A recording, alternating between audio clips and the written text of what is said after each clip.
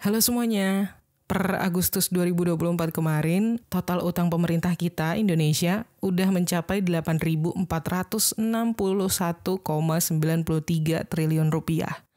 Tapi kalian kebayang nggak sebanyak apa kalau uang itu dicetak uang kertas 100 ribu rupiah? Kita coba hitung pelan-pelan ya. Selembar uang 100 ribu rupiah itu kan tebalnya 0,01 cm.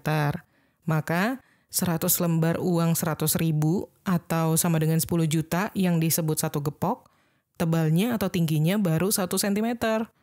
Nah, kalau 1 miliar, berarti kan ada 100 gepok uang 100 ribu rupiah atau 100 gepok uang 10 juta yang kalau ditumpuk tingginya baru 1 meter. Itu baru 1 miliar tadi ya.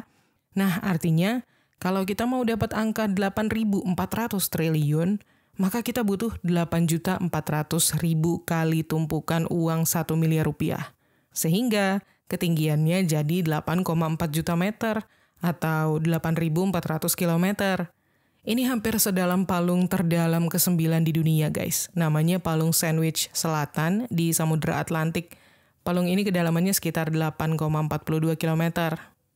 Nah, itu kan kalau uang 100 ribu ditumpuk ke atas, vertikal gitu ya.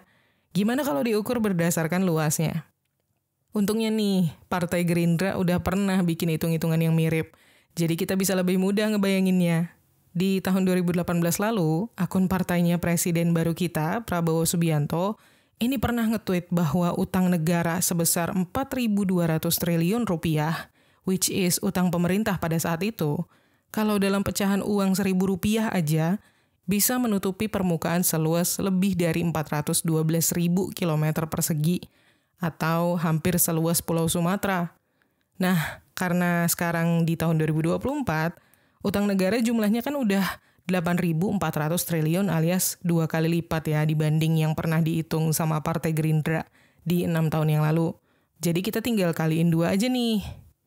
Alhasil, utang pemerintah sekarang kalau kita hitung-hitung bisa menutupi Pulau Borneo yang mencakup wilayah Indonesia, Malaysia, dan Brunei Darussalam, plus wilayah Provinsi Jawa Tengah, Jawa Barat, dan Bali. Udah kebayang? Ya, segitu banyak utang negara yang ikut kita tanggung sebagai warga negara. Bukan cuma urusan pemerintah doang.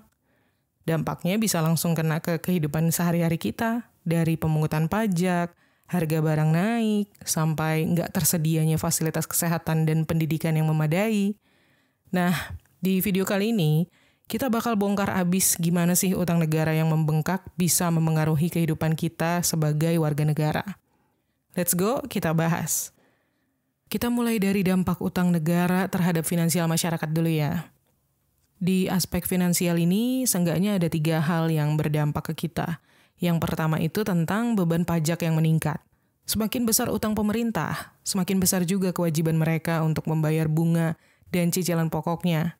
Nah, untuk bisa menutupi pembayaran ini, biasanya pemerintah bakal mencari tambahan pemasukan, salah satunya lewat pajak yang dipungut dari kita, masyarakat. Jadi, kalau utang negara semakin bertambah, bisa jadi kita sebagai masyarakat yang bakal kena imbasnya dengan pajak yang lebih tinggi. Misalnya, pajak penghasilan atau PPN yang semakin naik. Menurut data, rasio utang pemerintah terhadap produk domestik bruto atau PDB per akhir Juli 2024 itu udah mencapai 38,68%. Tapi kalau kata Kementerian Keuangan, angka ini sebenarnya masih terbilang aman karena kalau berdasarkan undang-undang, rasio utang itu maksimalnya di 60% terhadap PDB. Tapi, kalau menurut Ekonom Center of Reform on Economics atau CORE Indonesia, Yusuf Randy Manilet, penetapan 60% terhadap PDB itu sebenarnya lebih cocok untuk negara-negara yang udah maju. Sedangkan buat Indonesia yang belum termasuk negara maju, sebaiknya pasang ambang batas aman yang lebih rendah, gak boleh lebih dari 40% gitu misalnya. Kalau pemerintah terus menambah utang tanpa diimbangi dengan peningkatan penerimaan negara, maka akan ada dorongan untuk menaikkan pajak atau menciptakan pajak baru. Bayangin aja ketika pajak naik, harga barang-barang kan juga jadi ikut naik karena ada tambahan pajak itu tadi. Misalnya barang elektronik atau makanan yang harganya jadi lebih mahal karena kena PPN yang lebih tinggi.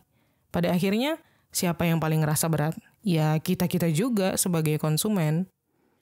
Lanjut, dampak kedua di aspek finansial masyarakat, yaitu penurunan daya beli.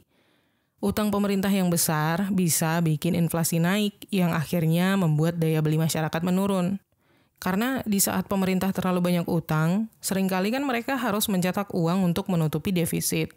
Nah, pencetakan uang ini bisa membuat nilai mata uang turun dan harga barang-barang jadi naik. Ketika harga naik, tapi penghasilan kita stagnan atau tetap segitu-segitu aja, nggak banyak kenaikan yang signifikan, maka daya beli otomatis turun.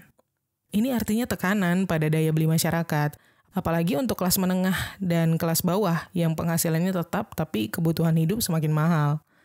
Misalnya dulu dengan uang 50.000 kita bisa belanja banyak kebutuhan pokok, tapi sekarang dengan uang segitu belanjaannya jadi lebih dikit.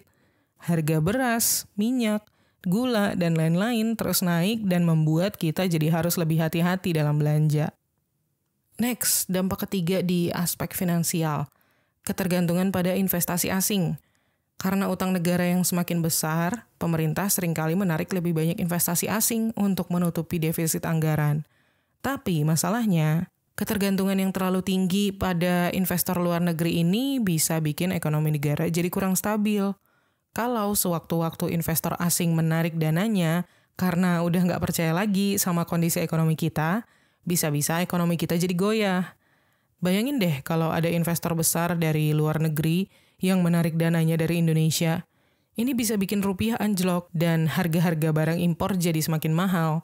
Akhirnya, kita yang biasa beli barang-barang luar kayak gadget atau kendaraan impor bakal ngerasain kenaikan harga yang signifikan. Itu tadi dampak utang negara terhadap aspek finansial. Sekarang kita lanjut ke sektor kesehatan ya. Di sini seenggaknya ada 2 hal dampak yang bisa kita rasakan. Yang pertama yaitu pemotongan anggaran kesehatan. Di saat utang negara semakin besar, pemerintah harus memprioritaskan pembayaran utang dan bunga, sehingga anggaran untuk sektor lain, termasuk kesehatan, bisa jadi korban pemotongan. Kan pemerintah harus alokasiin sebagian besar anggarannya untuk bayar utang. Alhasil, anggaran untuk fasilitas kesehatan, untuk obat-obatan, atau subsidi layanan kesehatan jadi terbatas. Kalau menurut laporan Kementerian Keuangan, pembayaran bunga utang pemerintah udah mencapai 239,96 triliun rupiah di paruh pertama tahun 2024. Dan kabarnya, di tahun 2025 nanti, pemerintah mau bayar bunga utang sebesar 552 triliun. Ini menyerap sebagian besar anggaran negara yang seharusnya bisa dialihkan untuk mendukung program kesehatan masyarakat. Akibatnya, pemotongan anggaran kesehatan sering terjadi, sehingga beberapa proyek pembangunan rumah sakit atau pengadaan alat medis yang canggih jadi tertunda.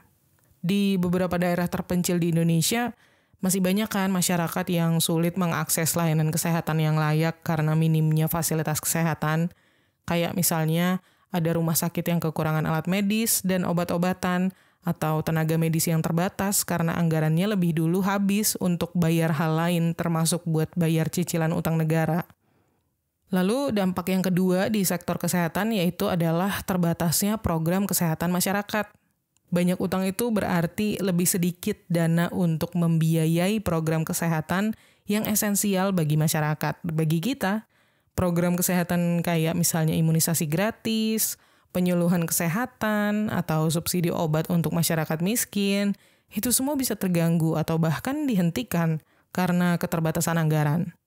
Padahal, program-program ini penting banget untuk menjaga kesehatan masyarakat, khususnya di daerah-daerah terpencil yang akses kesehatannya masih minim banget. Berdasarkan data Kementerian Kesehatan, anggaran program imunisasi nasional sempat mengalami penurunan pada tahun 2023. Padahal ya, sekali lagi, imunisasi itu penting banget untuk mencegah penyakit menular yang bisa menyerang anak-anak dan masyarakat rentan.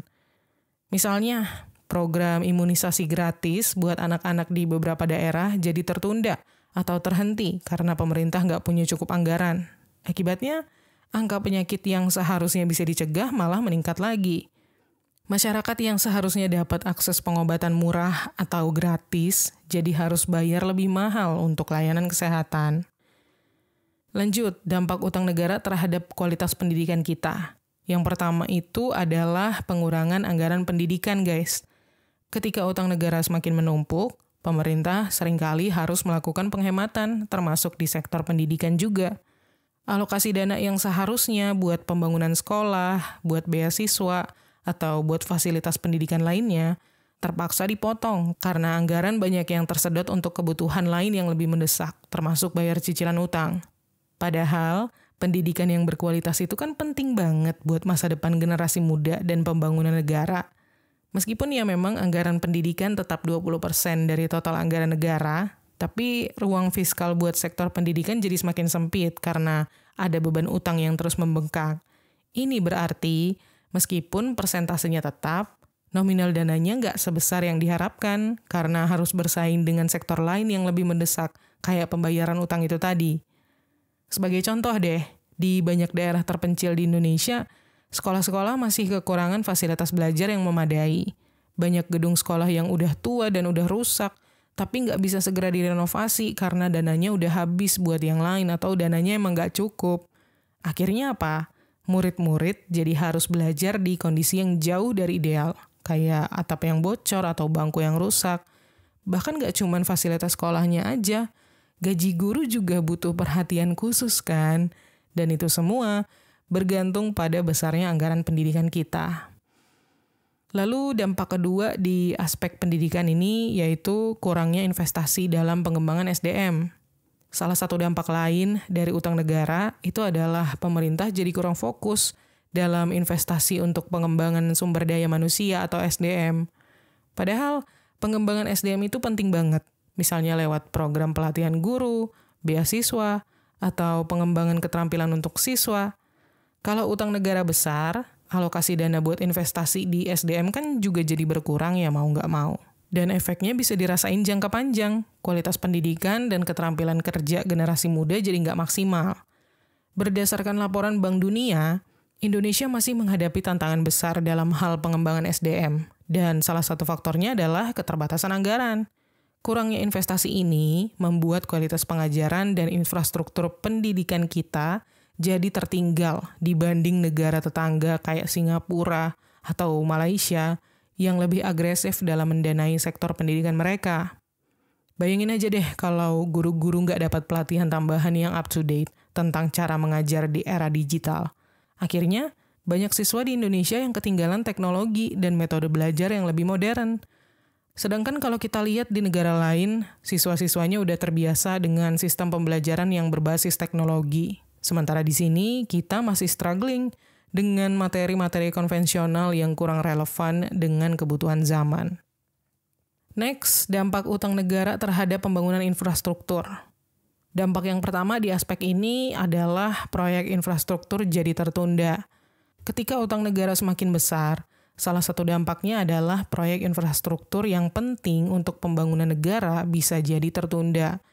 Karena kan pemerintah terpaksa mengalokasikan dana untuk bayar utang ketimbang untuk melanjutkan proyek-proyek yang sebenarnya sangat dibutuhkan. Bisa jalan tol, jembatan, pelabuhan, dan lain-lain. Padahal yang namanya infrastruktur itu kunci banget ya untuk mendukung perekonomian, seperti memperlancar distribusi barang atau mendukung mobilitas masyarakat. Bayangin aja kalau proyek pembangunan jalan di daerah kalian tertunda terus.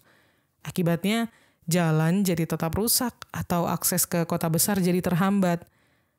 Distribusi barang jadi lebih lama, dan harga barang-barang di daerah kalian juga bisa naik karena susahnya transportasi. Iya kan? Lalu dampak yang kedua, kualitas infrastruktur menurun. Selain penundaan, utang negara yang membengkak juga bisa bikin kualitas infrastruktur kita menurun. Pemerintah mungkin tetap melanjutkan proyek, tapi dengan anggaran yang terbatas. Alhasil, materi yang digunakan bisa jadi nggak sebagus standar yang seharusnya. Infrastruktur yang dibangun dengan kualitas rendah, akhirnya lebih cepat rusak dan butuh perbaikan yang lebih sering, yang justru bisa menambah beban anggaran lagi di masa depan. Menurut laporan dari Badan Perencanaan Pembangunan Nasional atau Bappenas, beberapa proyek infrastruktur di Indonesia mengalami penurunan kualitas karena pemangkasan anggaran. Padahal ya, jalan tol atau jembatan yang dibangun dengan bahan kualitas rendah lebih rentan rusak di saat cuaca ekstrim, sehingga menambah biaya perbaikan yang sebenarnya bisa dihindari kalau sejak awal dibangun dengan kualitas yang bagus. Misalnya nih, ada jembatan baru yang dibangun di sebuah kota kecil gitu ya. Tapi karena dananya kurang, jembatan itu dibangun dengan material yang nggak terlalu bagus. Nah, setahun kemudian, jembatan itu mulai retak dan butuh perbaikan lagi. Akibatnya, lalu lintas terhambat dan biaya perbaikan juga makin besar. Ini jelas bikin kita kecewa karena infrastruktur yang baru dibangun nggak bisa bertahan lama. Lanjut, dampak utang negara terhadap aspek sosial. Yang pertama adalah kesenjangan ekonomi yang semakin lebar. Utang negara yang besar itu sebenarnya secara nggak langsung bisa membuat kesenjangan ekonomi semakin lebar. Kenapa? Karena pemerintah cenderung lebih fokus untuk bayar cicilan utang daripada memperbaiki kesejahteraan masyarakat kelas bawah. Dampaknya ya program-program subsidi atau bantuan sosial yang biasanya diperuntukkan untuk masyarakat kurang mampu malah terpangkas. Dan sebaliknya, kelas ekonomi atas yang punya akses lebih mudah ke investasi atau bisnis jadi semakin diuntungkan karena mereka lebih dekat dengan akses keuangan dan proyek-proyek pemerintah. Kalau berdasarkan data Badan Pusat Statistik atau BPS, pada Maret 2024, tingkat ketimpangan pengeluaran penduduk Indonesia atau rasio Gini itu berada di angka 0,379 yang menunjukkan ketimpangan pendapatan cukup besar antara yang kaya dan yang miskin. Ini jadi bukti nyata bahwa kesenjangan ekonomi semakin lebar dan salah satu penyebabnya adalah utang negara yang mengurangi anggaran untuk program pengentasan kemiskinan. Bayangin deh, misalnya ada dua orang, si A yang berasal dari keluarga kaya dan si B yang asalnya dari keluarga menengah ke bawah. Karena pemerintah nggak punya cukup dana untuk subsidi pendidikan, si B kesulitan untuk lanjut kuliah, sedangkan si A bisa ngambil kuliah di luar negeri tanpa masalah. Akhirnya, si A dapat pekerjaan dengan gaji yang tinggi, sementara si B harus puas dengan pekerjaan yang biasa-biasa aja karena pendidikannya terhambat. Next, dampak yang kedua dalam aspek sosial, yaitu peningkatan angka pengangguran. Ketika utang negara semakin membesar, pemerintah juga harus mengurangi pengeluaran di sektor-sektor yang bisa menyerap banyak tenaga kerja. Dampaknya, angka pengangguran bisa naik. Proyek-proyek pembangunan yang biasanya membuka banyak lapangan pekerjaan bisa tertunda atau bahkan dihentikan, sementara industri yang bergantung pada proyek pemerintah bisa menunda perekrutan karyawan baru. Kalau menurut laporan BPS pada Februari 2024, tingkat pengangguran terbuka di Indonesia itu sebesar 4,82%. Dan salah satu faktornya adalah lambatnya penciptaan lapangan kerja baru, sebagian karena proyek infrastruktur yang tertunda akibat keterbatasan anggaran negara. Misalnya, ketika proyek pembangunan jalan tol di sebuah daerah dihentikan karena anggarannya dialihkan untuk bayar utang, ribuan pekerja yang sebelumnya terlibat di proyek itu jadi kehilangan pekerjaan.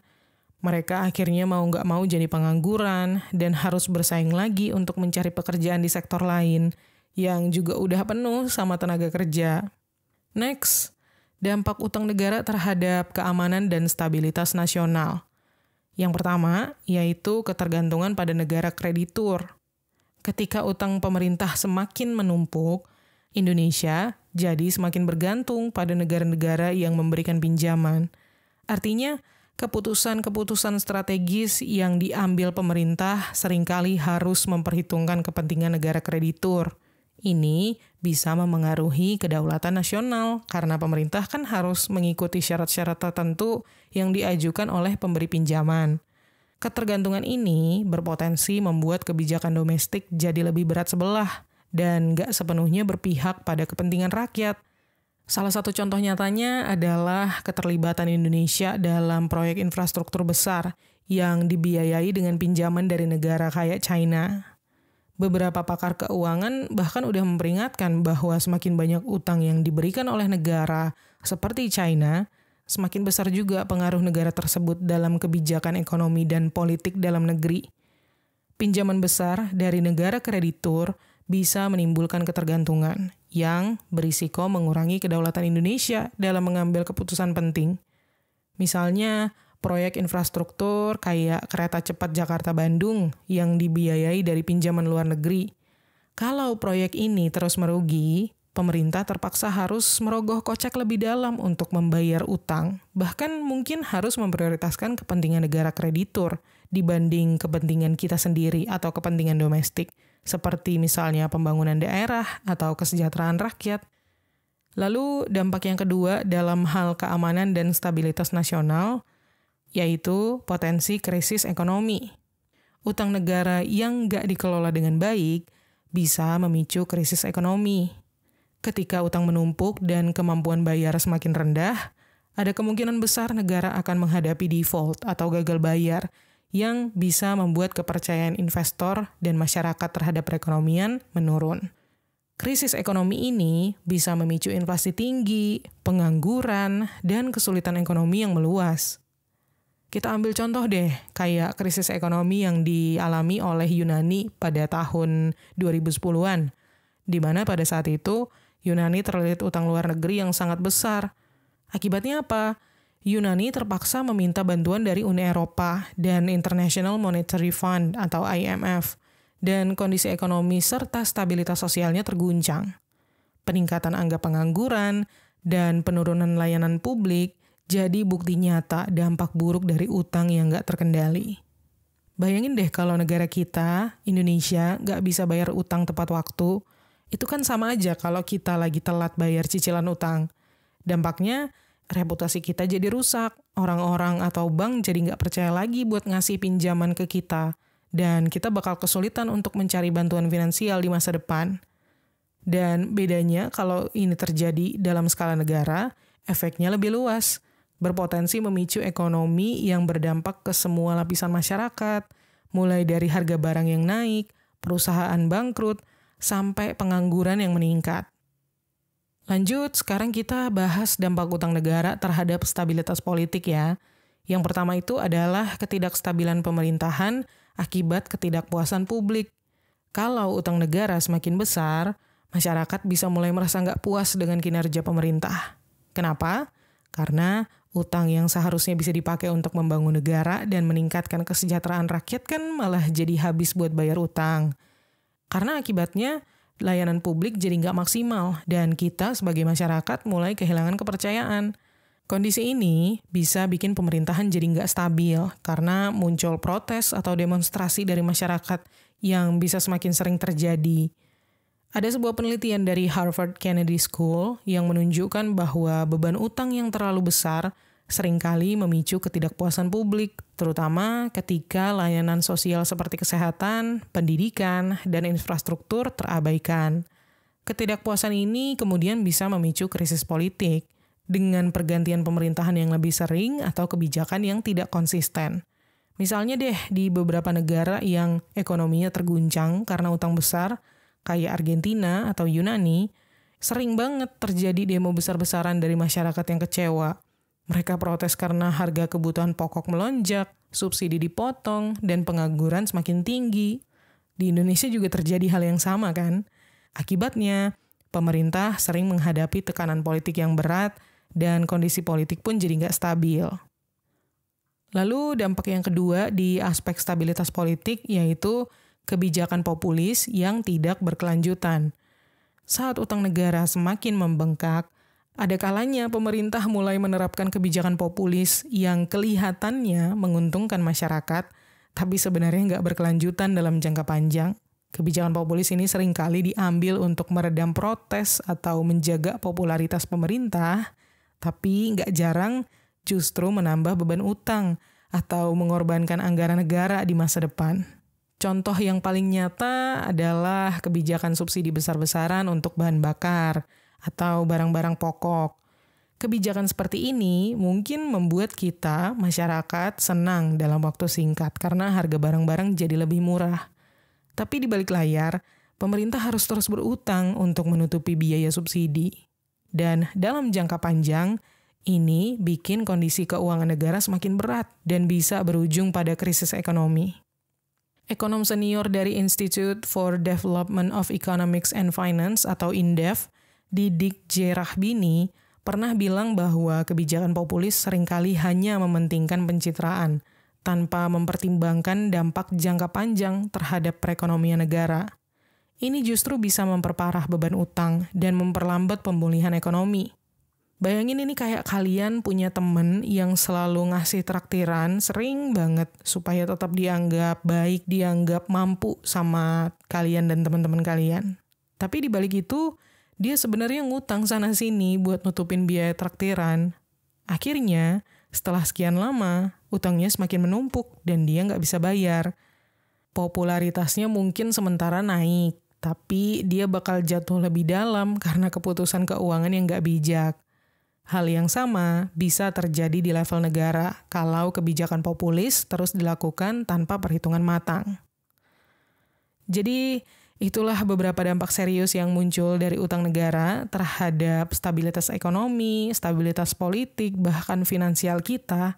Bukan cuma soal angka di atas kertas, tapi dampaknya nyata banget buat kehidupan sehari-hari kita. Makanya, penting banget bagi kita untuk sadar dan lebih kritis terhadap kebijakan utang pemerintah atau utang negara. Oke, segitu dulu video kali ini. Semoga bermanfaat.